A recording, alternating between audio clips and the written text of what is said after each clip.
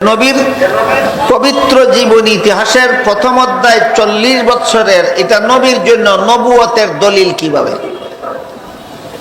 আর দ্বিতীয় অধ্যায়, তৃতীয় অধ্যায়, এই দুইটা অধ্যায় 23 বছরের। এই অধ্যায় দুটি উম্মতের জন্য শরীয়তের দলিল কিভাবে।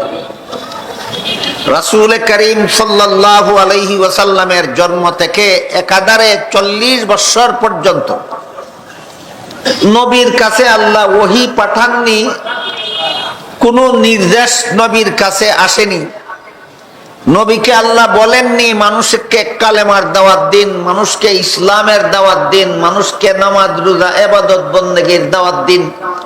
এমন কোনো নির্দেশই আল্লাহর পক্ষ থেকে নবীর কাছে আসেনি।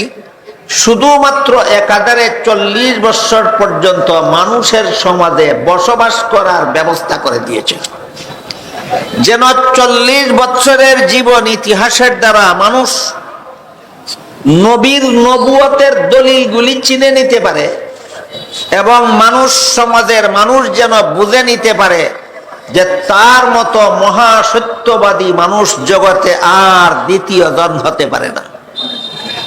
এই জন্য প্রথম অধ্যায়ের 40 বছরের ভিতরে সমাজের সর্বলোক, কুরাইশ বংশের সমস্ত মূর্তি পূজারী এবং মূর্তি পূজারীর নেতারা পর্যন্ত রাসূলকে আল আমিন উপাধিতে ভূষিত করেছিল। জগৎ শ্রেষ্ঠ বিশ্বাস্য, জগৎ শ্রেষ্ঠ সত্যবাদী বলে সমস্ত মূর্তি পূজারীরা এবং তাদের নেতারাও আমাদের নবীকে উপাধি দিয়েছে। এই জন্যই আল্লাহ এই বয়সে শুধু সমাজের মানুষকে নবীকে চিনার সুযোগ দিয়েছেন। তারাও এমন ভাবে চিনতে পেরেছে যে তারা সকলে সম্মিলিতভাবে নবীকে জগৎ শ্রেষ্ঠ সত্যবাদী বলে উপাধি দিয়েছে। কাজেই যেহেতু এই 40 বছরের জীবন ইতিহাসে নবী লা ইলাহা ইল্লাল্লাহর দাওয়াত দেননি, মুহাম্মাদুর রাসূলুল্লাহর দাওয়াত দেননি, কলেমার দাওয়াত দেননি, দ্বীন ইসলামের দাওয়াত দেননি, নামাজ রোজা ইবাদত বন্দেগীর দাওয়াত দেননি, শুধু তাদের মধ্যে অবস্থান করেছেন, জীবন যাপন করেছেন। এই জন্য 40 বছরের ভিতরে নবীর কোনো দুশমন ছিল না। সমস্ত মূর্তি পূজারীরা সম্মিলিতভাবে নবীর প্রশংসা করত। এমনকি নবীর জন্মের দিনে জন্মের সংবাদ পেয়ে আবু লাহাবের মতো বেঈমানও তার দুটি খুশি হয়ে, নবীর জন্মে খুশি হয়ে তার দুটি আঙ্গুলের দ্বারা ইশারা করে বান্দি সুয়াইবাকে আজাদ করে দিয়েছিল। অথচ এই আবু লাহাব যখন 40 বছরের পরবর্তী জিন্দেগি শুরু হয়, যখন আল্লাহর হুকুমে নবী দ্বীনের দাওয়াত দেওয়া শুরু করেন, তখন একদিন এক ঘটনা প্রসঙ্গে আবু লাহাব নবীকে গালি দিয়ে বলেছিল, তাব্বাল্লাকা সাইরাল ইয়াউম আলিহাযা দাওতানা। হে মুহাম্মদ, লা ইলাহা ইল্লাল্লাহর দাওয়াত দেওয়ার জন্য আমাদেরকে ডেকে একত্র করেছো, আমাদের সময় নষ্ট করেছো, তোমার সারা দিন ধ্বংস। এবং পাথর হাতে নিয়ে নবীর মাথায় মারতে উদ্যত হইল। ঘটনা বুঝে থাকে বলুন, 40 বছর পর্যন্ত আবু লাহাব, আবু জাহাল নামের বেঈমানেরা নবীর উপর হামলা করেছিল না দ্বীনের দাওয়াত শুরু হওয়ার পরে?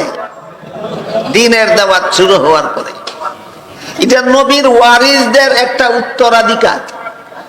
যেভাবে নবী যখন থেকে দ্বীনের দাওয়াত শুরু করেছেন তখন শত্রুরা পাথরের আঘাত করেছে, কিয়ামত পর্যন্ত যারা এই নবীর দেওয়া দ্বীন হেফাজতের জন্য দ্বীনের দাওয়াত দিবেন, এদেরকেও নবীর শত্রুরা পাথরের আঘাত করতে বাধ্য। এজন্য হাদিস শরীফে রাসূল করিম সাল্লাল্লাহু আলাইহি ওয়াসাল্লাম বলেন, আসাদ্দুন নাসি বালাআনিল আম্বিয়া সুম্মাল আমসাল ফাল আমসাল। দুনিয়াতে নবীগণ সবচেয়ে বেশি বিপদ আপদের সম্মুখীন হয়েছেন, আর নবীগণের পরে যারাই নবীগণের পথে যত বেশি অগ্রসর হবে তারা ততই শত্রুদের মাধ্যমে বিপদে আক্রান্ত হবে। এটা নবীর উম্মতের জন্য নবীর সুন্নত। নবীও শত্রুর হাতে পাথরের আঘাত খেয়েছেন উম্মত যদি নবীর দিন প্রচারের কাজ করে, নবীর শত্রুদের হাতে উম্মত পাথরের আঘাত খাবে, এটাই নবীর ওয়ারিস হওয়ার আলামত।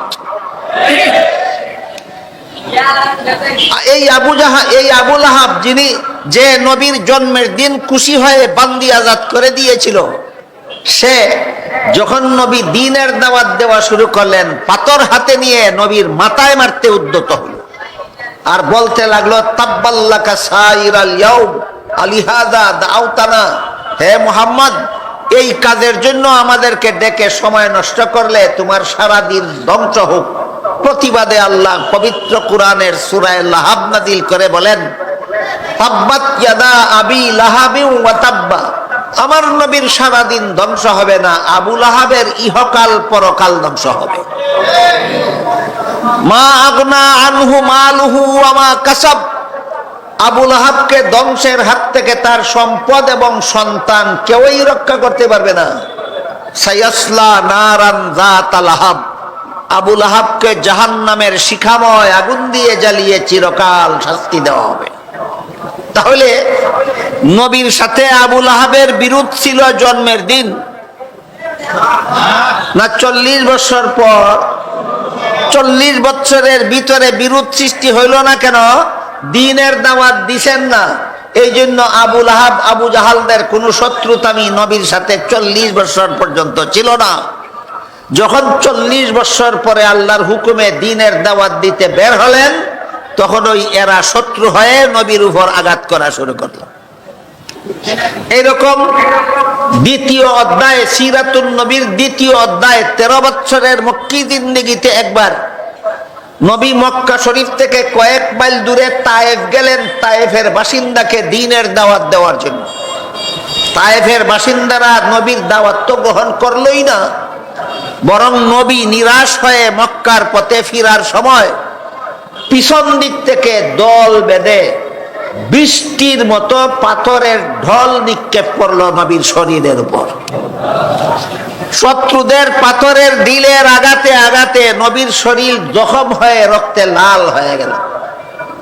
এক সময় নবী ক্লান্ত হয়ে একটি গাছের ছায়ায় বসে পড়লেন।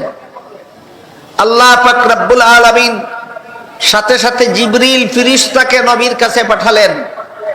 বললেন, আমার নবীকে গিয়ে বলো, বেঈমানেরা নবীর সাথে যে বেয়াদবি করেছে আমি আল্লাহ তো দেখেছি। তিনি যদি প্রতিশোধ চান তাহলে তায়েফের 2 প্রান্তের 2 পাহাড়কে একত্র করে আমি সমস্ত তায়েফবাসীকে নিষ্পেষিত করে দেব। জিবরিল ফেরেশতা আল্লাহর পক্ষ থেকে আসলেন, নবীকে আল্লাহর সংবাদ দিলেন, আপনি যদি প্রতিশোধ চান তাহলে আল্লাহ তায়েফের 2 প্রান্তের 2 পাহাড়কে একত্র করে তায়েফবাসীকে নিষ্পেষিত করে দেবেন। জবাবে নবী বলেন, আল্লাহুম্মা হদি কওমি ফাইন্নাহুম লা ইয়ালামুন। হে আল্লাহ, এদেরকে ধ্বংস করে দিবেন না, এদেরকে হেদায়েত দান করো। এইটাই নবীর চরিত্র, আর ওইটাই আবু লাহাবদের চরিত্র। যারা মার খাইয়াও হেদায়েতের দোয়া করে এরা নবীর আদর্শের অনুসারী। যারা মার খাইয়াও হেদায়েতে, যে মারে তার জন্য হেদায়েতের দোয়া করে, তারা নবীর আদর্শে আদর্শবান, তারা সত্যিকারের নায়েবে নবী, ওয়ারাসাতুল আম্বিয়া। আর দ্বীনের দাওয়াতের কারণে যারা মারে, ওই যুগে তারা ছিল নবীর দুশমন, এই যুগে এরা হবে নবীর উম্মতের দুশমন। দুশমনের জন্য নবী ধ্বংসের বদদুয়া না করে হেদায়েতের দোয়া করেছেন। আমরাও নবীর দাওয়াতের আয়োজন করলে যারা দুশমনি করে, আমরা নবীর খাঁটি ওয়ারিস হতে চাই, নবীর উত্তরসূরি হতে চাই, নবীর আদর্শে আদর্শবান হতে চাই। তায়েফের ঘটনাকে স্মরণ করে আমরাও যারা বিরুদ্ধাচরণ করে, যারা সিরাতুন নবীর আলোচনা বন্ধ করতে চায়, আমরা আল্লাহর কাছে এদের জন্য হেদায়েতের দোয়া করি। এটা আমাদের নবীর শিক্ষা, নবীর আদর্শ। গেল 40 বছরের জীবন ইতিহাস। এই জীবন ইতিহাসের ভিতরে কেউ নবীর দুশমন ছিল না, বিরুদ্ধাচরণকারী ছিল না। কেউ আঘাতকারী ছিল না, সবাই নবীর গুণ গাইতো, সবাই নবীর প্রশংসা করত। নবীর জন্মদিনে নবীর বড় দুশমন আবু লাহাব আনন্দিত হয়ে বান্দি আজাদ করে দিয়েছিল। 40 বছর পরে সিরাতুন নবীর দ্বিতীয় অধ্যায় শুরু হয়। দ্বিতীয় অধ্যায় 13 বছরের। এই 13 বছর নবী মক্কা নগরীতে অবস্থান করেই সমাজের মানুষকে দ্বীনের দাওয়াত দিয়েছেন। আর দীর্ঘ 13টি বছর পর্যন্ত তারা নবীকে এবং নবীর অনুসারীকে লুম হর্ষক জুলুম অত্যাচার চালিয়ে গেছে। এমন জুলুম অত্যাচার চালিয়ে গেছে তা বর্ণনাতীত। যেমন একদিন নবী বাজারে গিয়া বাজারের মানুষকে দাওয়াত দিলেন, ইয়া আইয়ুহান নাস কুলু লা ইলাহা ইল্লাল্লাহু তুফলিহু। হে লোক সকল, তোমরা লা ইলাহা ইল্লাল্লাহ স্বীকার করো, তোমাদের জীবন সফল হয়ে যাবে। এমত অবস্থায় আবু জাহাল দলবল নিয়ে বাজারে গেল। বাজারে গিয়া একদিকে নবী বলেন লা ইলাহা ইল্লাল্লাহ স্বীকার করো, জীবন সফল হয়ে যাবে। অপরদিকে আবু জাহাল বাজারের লোকদেরকে বলতে লাগলো, হে বাজারের লোকেরা, মুহাম্মাদের কথা শুনবে না, মুহাম্মদ পাগল। মুখ বরাবর বলে দিছে মুহাম্মদ পাগল। নবী প্রতিবাদে গেলেন না, প্রতিশোধে গেলেন না, নবী দাওয়াত দিতেই লাগলেন। তখন আবু জাহাল দলবল নিয়ে নবীর গায়ে থুক নিক্ষেপ করা শুরু করলো। এর দ্বারাও যখন নবীকে দ্বীনের দাওয়াত থেকে ফিরাতে পারলো না, থুকে বেজার শরীরের মধ্যে রাস্তার বালু নিক্ষেপ করতে লাগলো। এর দ্বারাও যখন নবীকে দাওয়াত থেকে ফিরাতে পারলো না, নবীর গলায় গামছা বেঁধে রাস্তায় ফেলে বাজারের অলিতে গলিতে টানা হেঁচড়া করলো। ঘটনার দ্বারা আপনারা বুঝলেন কি 13 বছরের মক্কি জিন্দেগি সিরাতুন নবীর দ্বিতীয় অধ্যায়ে নবী কি পরিমাণ জুলুম অত্যাচার সহ্য করেছেন শুধুমাত্র দ্বীনের দাওয়াত সমাজে চালু রাখার জন্য। কিয়ামত পর্যন্ত এভাবেই যারা নবীর দ্বীন জারি করার জন্য দাওয়াত দেওয়ার কাজ করলে, যারা জুলুম অত্যাচার করে, বিরোধিতা করে, প্রতিবন্ধকতার সৃষ্টি করে, হামলা করে, এরার হামলা সহ্য করে এই নবীর সত্যিকারের ওয়ারিস যারা, তারা কিয়ামত পর্যন্ত নবীর দ্বীনের দাওয়াত চালিয়েই যাবেন। কিয়ামত পর্যন্ত চিহ্নিত হয়ে থাকবে একদল মানুষ নবীর দলের কাজ করে আর একদল মানুষ নবীর দুশমনের দলের কাজ করে। নবীর দলের কাজ করে কারা? নবীর দ্বীনের দাওয়াত মার খেয়েও প্রতিবন্ধকতা সত্ত্বেও চালু রাখে যারা, এরা নবীর দলের লোক। আর নবীর দ্বীনের কথা বলার কারণে যারা হামলা করে, বাধার সৃষ্টি করে, এরা নবীর দুশমনের দলের লোক। এই অবস্থায় দীর্ঘ 13টি বছর পর্যন্ত একতরফা জুলুম অত্যাচার সহ্য করে নবী মক্কা শরীফে দ্বীনের দাওয়াত চালু রাখার কারণে মুষ্টিমেয় যে কিছু সংখ্যক মানুষ ইসলাম গ্রহণ করেছিল, তাদের মধ্যে একজনের নাম ছিল হযরত খাব্বাব রাদিয়াল্লাহু তাআলা। কেন তিনি নবীর দ্বীন গ্রহণ করলেন? এই কারণে শত্রুরা লোহার শলা আগুনে পুরাইয়া লাল করিয়া হযরত খাব্বাবের গায়ে চাপা দিয়া ধরে রাখছে।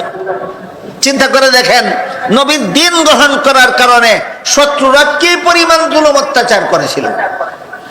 আরেকজন মহিলার নাম ছিল সুমাইয়া রাদিয়াল্লাহু তাআলা আনহা। তিনি কেন নবীর দাওয়াত গ্রহণ করলেন? এই অপরাধে মক্কার শীর্ষ সন্ত্রাসী আবু জাহাল নিজের হাতে বর্ষা নিয়া হযরত সুমাইয়া রাদিয়াল্লাহু আনহার লজ্জাস্থানে আঘাত করে শহীদ করেছিল। কিন্তু কোনদিন নবী প্রতিশোধ নিতে যাবেন দূরের কথা, প্রতিবাদও করেননি, টু শব্দটাও করেননি, নীরবে সহ্য করেছেন আর আল্লাহর কাছে দোয়া করেছেন, আল্লাহুম্মা হদি কওমি, আল্লাহ আমার জাতিকে হেদায়েত দান করো। দ্বীনের দাওয়াত এত সোজা না, এত সস্তা না। এইভাবে মার খেতে হয়, তারপরে ধৈর্য ধারণ করতে হয়। আর যারা মারে এমন শত্রুদের জন্য আল্লাহর কাছে হেদায়েতের দোয়া করতে হয়। যেমন তেমন ধৈর্যের কথা নয়, এটা নবীর আদর্শ। কিয়ামত পর্যন্ত নবীর আদর্শবাদী হক্কানি উলামায়ে কেরাম এই অবস্থাতেই নবীর ওয়ারিসের দায়িত্ব পালন করে যাবেন।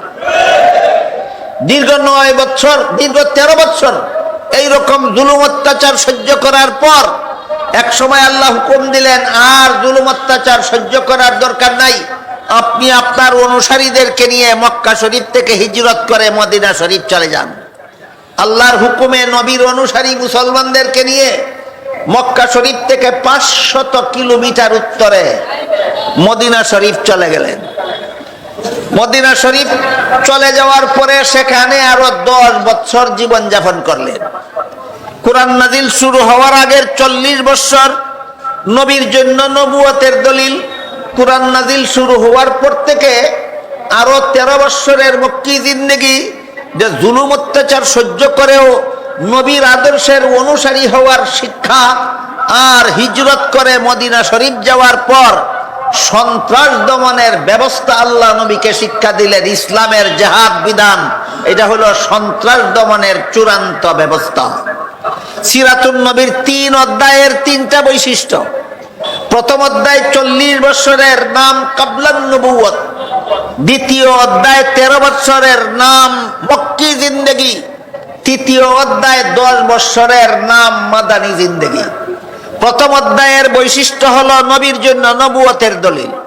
এই 40 বছরের ভিতরে আল্লাহ নবীর দ্বারা এমন সমস্ত ঘটনা ঘটাইছেন যে ঘটনাগুলি নীরব ভাষায় প্রমাণ করে দেয় এটা একমাত্র নবীর পক্ষে সম্ভব, আর কোনো মানুষের পক্ষে সম্ভব নয়। যেমন নবী কুলের শিশু থাকাকালেও কখনো উলঙ্গ হয়েছেন না। বলেন, কুলের শিশু থাকাকালে উলঙ্গ না হওয়া আর কোনো মানুষের পক্ষে সম্ভব না, একমাত্র নবীর পক্ষে সম্ভব। তাহলে ঘটনাটা কার জন্য কিসের দলিল? নবীর জন্য নবুয়তের দলিল। নবী জন্মগ্রহণ করা মাত্রই আল্লাহর শুকরিয়া আদায় করে দোয়া পড়েছেন। জন্ম হওয়া মাত্রই দোয়া পড়া এটা আর কোনো মানুষের পক্ষে সম্ভব নয়, একমাত্র নবীর পক্ষে সম্ভব। সুতরাং এটা নবীর জন্য নবুয়তের দলিল।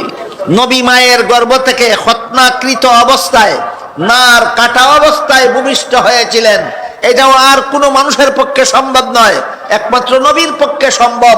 সুতরাং এইটা উম্মতের জন্য যদি শরীয়তের দলিল হইতো, তাহলে এই ঘটনা উম্মতে অনুসরণ করতে হইতো। উম্মতের ক্ষমতাই নাই এই ঘটনা পালন করার, অনুসরণ করার। এই ঘটনা উম্মতের জন্য শরীয়তের দলিল নয়, ঘটনাটা নবীর জন্য নবুয়তের দলিল। নবী যখন মা আমেনার গর্ভ থেকে ভূমিষ্ঠ হলেন, মা আমেনার গর্ভ থেকে ভূমিষ্ঠ হলেও বিশেষ একটা কারণবশত মা আমেনা দুধ পান করাতে পারেননি। দুধ মা হালিমা সাদিয়া নবীকে দুধ পান করাইছেন। বুঝে থাকতে বলুন তো, হালিমা আমেনার ছেলেকে দুধ পান করাতে পারবেন নিজের কোনো সন্তান হইলে না না হইলে? হইলে। হালিমারও এক দুধ পানকারী শিশুর ছেলে ছিল, তাই হালিমা নিজের ছেলেকেও দুধ পান করাইতেন, আমেনার ছেলেকেও দুধ পান করাইতেন। তাহলে হালিমার দুধ পানকারী শিশু এখন কজন? 2 জন। এই জন্য মুহাম্মাদুর শিশু মুহাম্মদ সাল্লাল্লাহু আলাইহি ওয়াসাল্লাম হালিমার 1 স্তনের দুধ নিজে পান করতেন, আর 1 স্তনের দুধ নিজের দুধ ভাইয়ের জন্য রেখে দিতেন। কুলের শিশুকালে এত বড় ইনসাফ প্রতিষ্ঠা করা দুনিয়ার কোন মানব, মহামানব, মহামনীষীর পক্ষে সম্ভব ছিল না, একমাত্র মুহাম্মাদুর রাসূলুল্লাহর পক্ষে সম্ভব ছিল। তাহলে ঘটনাটা কার জন্য কিসের দলিল? ঘটনাটা নবীর জন্য নবুয়তের দলিল। এইভাবে জন্ম থেকে নিয়ে 40 বছর পর্যন্ত আমাদের নবীর দ্বারা আল্লাহ এমন কতগুলি ঘটনা ঘটাইছেন যেগুলি উম্মতে অনুসরণ করার ক্ষমতাই রাখে না। পালন করি বললে কাজ হবে না, পালন করার ক্ষমতাই তোমার নাই। এইগুলি তোমার পালনের জন্য নয়, এগুলি নবীর জন্য নবুয়তের দলিল পেশ করার জন্য আল্লাহ নবীর দ্বারা ঘটনাগুলি ঘটাইছেন। রাসূলের শরীর মুবারকের ঘামে মেশকে আম্বরের সুগন্ধ হইত। এই জন্য রাসূল কোন রাস্তা দিয়া গেলে যদি লোকে খুঁজত তিনি কোন রাস্তা দিয়া গেলেন, তাহলে যেই রাস্তার বাতাসের মধ্যে আতরের সুগন্ধ পাওয়া যেত, লোকে বুঝতে পারতো নবী এই রাস্তা দিয়ে গেছেন, কারণ নবীর ঘামের মধ্যেই আতরের সুগন্ধ হয়। রাসূল যখন খোলা আকাশের নিচে চলাফেরা করতেন, তখন যদি রোদের দ্বারা নবীর শরীরে কষ্ট হইত, আকাশের মেঘের খণ্ড নবীর মাথা মুবারকের উপর ছায়া দিয়া দিয়া নবীর সাথে সাথে যাইত। এই ঘটনা কার জন্য কিসের দলিল? নবীর জন্য নবুয়তের দলিল। নবী যখন খোলা আকাশের নিচে কোথাও বসা থাকতেন, তখন যদি রোদের কারণে নবীর শরীরে কষ্ট হইতো, তাইলে আশপাশের গাছের ডালপালা লতা পাতা নুইয়া নবীর মাথা মুবারকের উপর ছায়া দিয়া দাঁড়াইয়া থাকতো। কার জন্য? কিসের দলিল? ঘটনা নবীর জন্য, নবুয়তের দলিল। নবীর পেশাবে সুগন্ধ হইতো, পায়খানায় সুগন্ধ হইতো। এই জন্য পেশাব করা মাত্রই, পায়খানা করা মাত্রই জমিন নবীর পেশাব পায়খানা খাইয়া ফেলতো। পেশাব পায়খানার মধ্যে সুগন্ধ হওয়া আর কোনো মানুষের পক্ষে সম্ভব নয়, একমাত্র মুহাম্মাদুর রাসূলুল্লাহর পক্ষে সম্ভব ছিল। ঘটনাগুলি কার জন্য? কিসের দলিল? ঘটনাগুলি নবীর জন্য, নবুয়তের দলিল। এই ঘটনাগুলি যখন ঘটতেছিল অনবরত একটার পর একটা, তখন নবীর কোনো দুশমন ছিল না, কোনো শত্রু ছিল না। যখন নবী 13 বৎসরের মক্কি জিন্দেগীর সূচনাকাল থেকে দ্বীনের দাওয়াত দেওয়া শুরু করলেন, তখন থেকে দুশমনেরা দুশমনি শুরু করলো।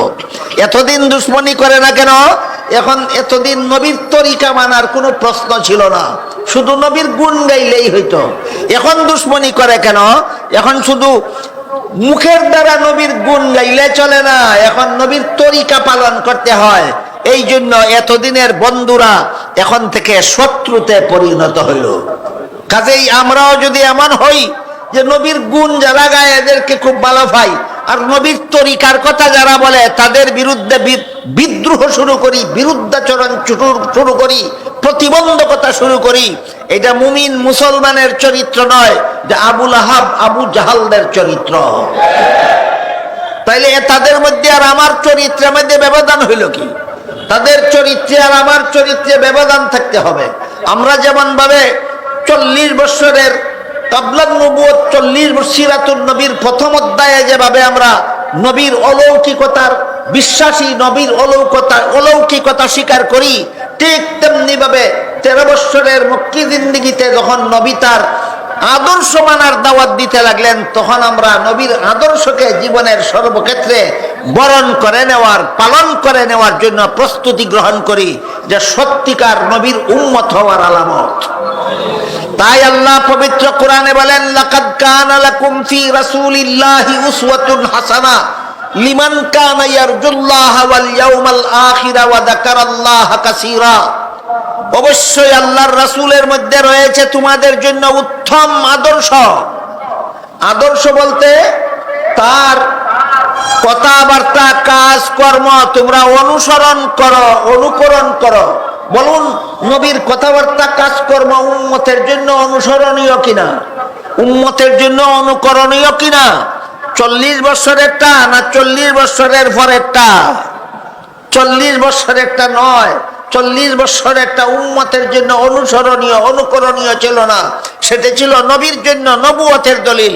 40 বৎসরের পরে যদি নবীর বৈশিষ্ট্যপূর্ণ না হয়, তাহলে এমন সবগুলি কাজ, অর্থাৎ 40 বৎসর পূর্ণ হওয়ার পর থেকে জীবনের শেষ মুহূর্ত পর্যন্ত যেসব কাজ নবী নিজেও করেছেন, উম্মতকেও করতে বলেছেন, যেসব কাজ নবী নিজেও করেছেন, উম্মতকে করার জন্য উৎসাহ প্রদান করেছেন, ওই সমস্ত কাজের জন্য আল্লাহ বলেন, নবী তোমাদের আদর্শ। নবীর আদর্শ গ্রহণ করতে পারবে কারা? আল্লাহর সন্তুষ্টি চায় যারা। নবীর আদর্শ গ্রহণ করতে পারবে কারা? পরকালীন চিরস্থায়ী জীবনের সাফল্য চায় যারা। নবীর আদর্শ গ্রহণ করতে পারবে কারা? আল্লাহকে সদা সর্বদা বেশি বেশি স্মরণ করে যারা। 3টা গুণ বলে আল্লাহ বুঝাইছেন, এই 3 গুণ মুনাফিকের মধ্যে নাই, আছে শুধু মুমিনের মধ্যে। মুমিনরা আল্লাহর সন্তুষ্টি চায়, মুনাফিকরা নিজেদের আত্মার সন্তুষ্টি চায়।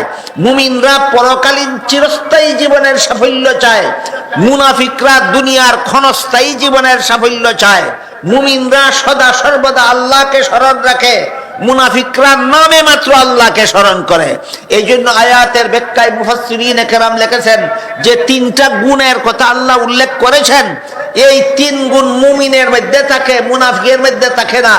এই 3 গুণ উল্লেখ করে আল্লাহ বোঝাতে চান, নবীর জীবনের আদর্শ, সিরাতুন নবীর আদর্শ গ্রহণ করতে পারবে কারা? মুমিন মুসলমান যারা। সিরাতুন নবীর আদর্শ গ্রহণ করতে পারবে না কারা? মুনাফিক যারা। এই জন্য হাদিস শরীফে রাসূল করিম সাল্লাল্লাহু আলাইহি ওয়াসাল্লাম বলেন, কুল্লু উম্মতি ইয়াদখুলুনাল জান্নাতা ইল্লা মান আবা কিলা ওয়া মান আবা ক্বালা মান আতাআনি দাখালাল জান্নাতা ওয়া মান আসানি ফাকাদ আবা আও কামা ক্বালা আলাইহিস সালাতু ওয়াস সালাম। রাসূল বলেন আমার সমস্ত উম্মত জান্নাতে যাবে, কিন্তু যারা আমাকে মানে না তারা জান্নাতে যাবে না। দেখুন হাদিস শরীফে রাসূল বলেছেন আমার সমস্ত উম্মত জান্নাতে যাবে, কিন্তু যারা আমাকে মানে না তারা জান্নাতে যাবে না। বলুন নবীদে বলেছেন আমার সমস্ত উম্মত জান্নাতে যাবে, এ পর্যন্তই কথা শেষ না কিন্তু আছে? কিন্তু কি? আমাকে যারা মানে না তারা জান্নাতে যাবে না। এই কথা বলা মাত্রই সাহাবায়ে কেরাম জিজ্ঞাসা করলেন আপনাকে মানে না কারা? আমাদের বর্তমান সমাজে এই কে নবী মানে আর কে নবী মানে না এটা নিয়ে খুব ঠেলাঠেলি আছে, যথেষ্ট এটা নিয়ে যথেষ্ট কারাকারি আছে, কনাকনি আছে, হানাহানি আছে, মারামারি আছে, মারামারি পর্যন্ত আছে। আমি আর আমার দলে নবী মানি, আর তোমরা কেউ তোমরা দলের কেউ নবী মানো না, এই একটা হিংসাত্মক কার্যকলাপ আমাদের বর্তমান সমাজে চালু আছে।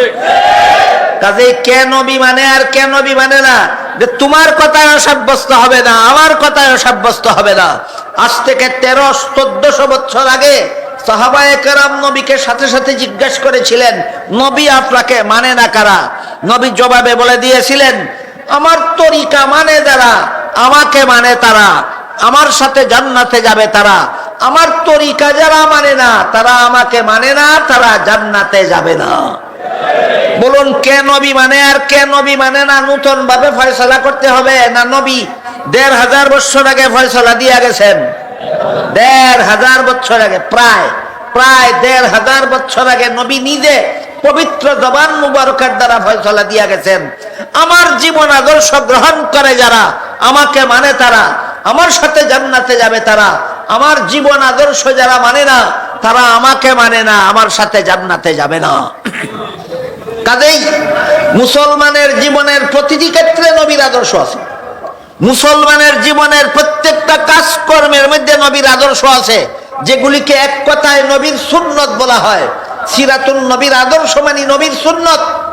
হাদিস শরীফে রাসূল করিম সাল্লাল্লাহু আলাইহি ওয়াসাল্লাম বলেন মান আহাব্বা সুন্নতি ফাকাদ আহাব্বানি ওয়া মান আহাব্বানি কানা মাই ফিল জান্নাহ। যে আমার সুন্নতকে মুহাব্বতের সাথে গ্রহণ করলো, আমার জীবন আদর্শকে মুহাব্বতের সাথে গ্রহণ করলো, তারাই আমাকে মুহাব্বত করলো, আমাকে মানলো, আমার সাথে জান্নাতে যাবে। আরেক হাদিসে রাসূল করিম সাল্লাল্লাহু আলাইহি ওয়াসাল্লাম বলেন মান রাগিবা আন সুন্নতি ফালাইসা মিন্নি। আমার জীবন আদর্শ থেকে যারা মুখ ফিরিয়ে নিল, আমার জীবন আদর্শ মতো এরা জীবন যাপন করতে যারা রাজি নয়, আল্লাহর রাসূল বলেন এরা আমার উম্মত নয়, এরা বেহেশতে যাবে না। কথা পরিষ্কার হয়ে গেল। সিরাতুন নবীর আদর্শ মতো জীবন যাপন করে যারা নবী মানে তারা নবীর সাথে বেহেশতে যাবে। সিরাতুন নবীর আদর্শ মতো যারা জীবন যাপন করতে রাজি নয়, এরা নবী মানে না, এরা নবীর সাথে বেহেশতে যাবে না। কাজেই নবী কে মানে আর কে মানে না এটা নিয়ে নতুন ভাবে কোনো ঝগড়া করতে হবে না। 1500 বছর আগের ফয়সালা করা, 1500 বছর আগের থেকে নবী নিজে ফয়সালা দিয়ে গেছেন। আমার আদর্শ গ্রহণ করে যারা আমাকে মানে তারা আমার সাথে জান্নাতে যাবে তারা। আমার আদর্শ যারা মানে না, আমাকেই মানে না, এরা জান্নাতে যাবে না। কাজেই আল্লাহ সিরাতুন নবীর আদর্শ বুঝে সিরাতুন নবীর আদর্শে আদর্শবান হয়ে সত্যিকারের অর্থে নবী মানার আর নবীর সাথে জান্নাতে যাওয়ার সৌভাগ্য আল্লাহ আপনাদের আমাদের সবাইকে দান করুন। সবাই বলুন আমিন। সুবহানা রাব্বিকা রাব্বিল ইজ্জাতি আম্মা ইয়াসিফুন ওয়া সালামুন আলাল মুরসালিন ওয়ালহামদুলিল্লাহি রাব্বিল আলামিন।